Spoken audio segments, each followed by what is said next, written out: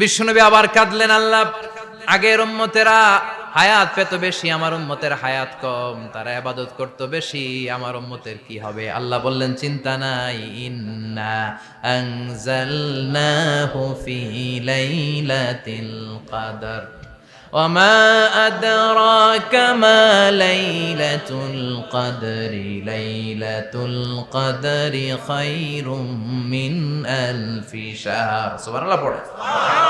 ও নবী, ওদেরকে হায়াত বেশি দিছি, কদর দেই নাই। আপনার উম্মতদেরকে হায়াত কম দিছি, কিন্তু লাইলাতুল কদর দিয়েছি। লাইলাতুল কদরি খায়রুম মিন আলফি শাহর, হাজার মাসের চেয়ে সেরা। আপনার উম্মতেরা বয়স কম পেয়েছে ঠিক, কিন্তু কদরের রাতে এক রাত ইবাদত করলে 1000 রাতের ইবাদতের যে সওয়াব, তার চেয়ে বেশি সওয়াব হয়ে যাবে। ফাতারদা, আবার নবী খুশি হয়ে গেলেন। সুবহানাল্লাহ কইবেন না? যেখানে নবীর মন খারাপ, নবীর মন ভালো করে দেয় কে?